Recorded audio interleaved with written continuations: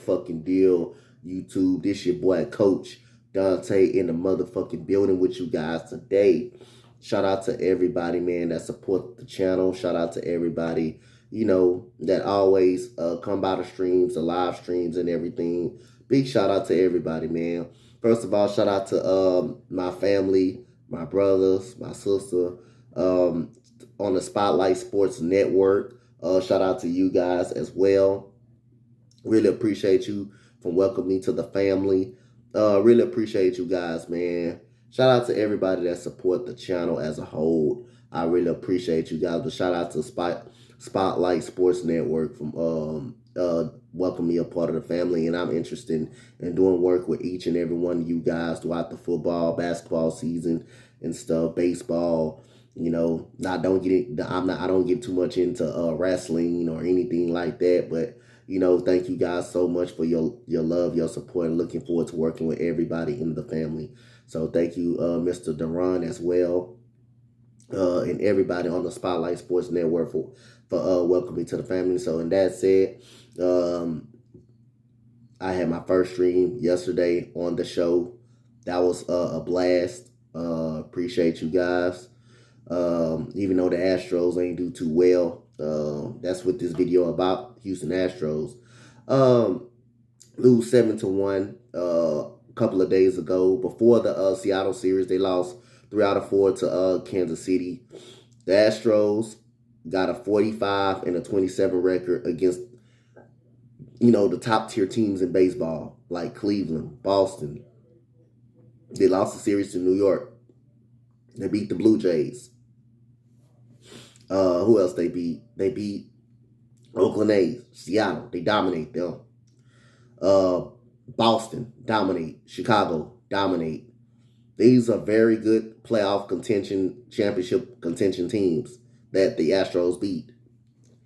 They can beat the Giants. They can beat the Dodgers. But when it comes, the Astros are 28-25 against teams that are under 500, like Kansas City, Minnesota, Baltimore, who else? Detroit. The Astros are poor against bad teams. And that's something the Astros are not used to. Now, all of a sudden, like I say, we're 3.5 games up on the Oakland A's. They lost last night. Seattle came back and won that game. So, again, Seattle don't gain no ground, but the Astros can't keep dropping games to teams like the Kansas City Royals, even though their record is bad. They're 56-68. But, like I say, that team is better than their record. And you don't want to come into a game sleeping on no team, especially in baseball. So, first inning, the top second inning, both teams get 3 and outs on their inning, on their side. The Zach Greinke didn't get a 3 and out in the first inning. He gives up a hit to who is that? Who that batter? He gives up the hit, I believe, to Whit Merrifield or somebody, the second batter. To Mickey, that was to Mickey, what you call it? Some guy named Nicky Lopez. Okay, that's what's his name. My bad, y'all. Nicky Lopez, he gives up a hit to him. He gives up a hit to Salvador Perez. And it took a great play for Carlos Correa to bail him out that inning on Carlos Santana. Dives on the ground, throws him out. Comes to the second inning. Ryan O'Hearn starts off with a 2-out double off the wall. And then he was brought home by Emmanuel Rivera. Made it 1-0. Third inning, very next inning, Astros don't score. Salvador Perez hits a fastball that was over the plate, out of the park, 2-0 Royals. Yuli Doriel hits a double to bring home Taylor Jones in the third inning. In the third inning, he hits a double to bring him home. So 7th inning, Whit Merrifield scored on a double by Emmanuel Rivera, made it 3-1. But the Astros left a lot of guys on base as well. The Astros left a lot of guys on base. In about the 6th or 7th inning, Astros had 2 men on, nobody out. Jose Altuve strikes out. Then a double play. Then a double play comes up the very next batter. A double play comes up. I think that was Taylor Jones. I mean, that was some. I forgot who it was, but next batter double play. And then you have bases loaded with Yordan Alvarez. He grounds out. Astros left a lot of men on base. Then in the seventh inning, that's when things starting to open up. Salvador Perez kind of reached on the fielder's choice. And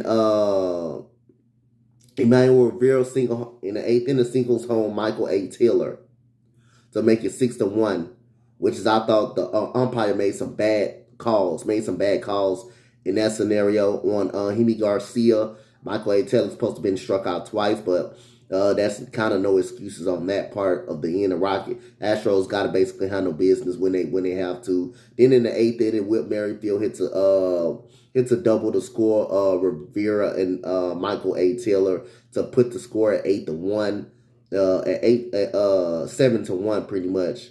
7-1 game. So the Kansas City Royals had 13 hits. The Astros had 7 hits. Both teams had 1 error apiece. The Royals got runs in the second, third, 7th, and 8th. They scored 3 runs in the 8th inning, and the Astros only scored their first run in the 3rd inning because of Yuli Gurriel has a 2-out double. Had a 2-out double. And we end up leaving men on base. So, like I say, the Astros been struggling all year against these bad baseball squads. We're going to see what they're going to do today.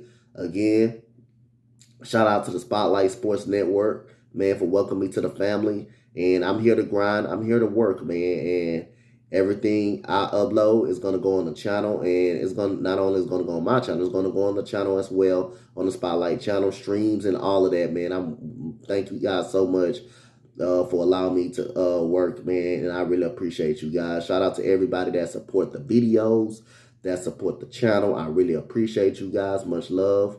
My next stream probably be on Saturday night. Will be on Saturday night unless I got to collab with somebody or someone hit me up. But it will be on Saturday night. Texans versus the Buccaneers. Thank you guys. I am out. Much love. Peace.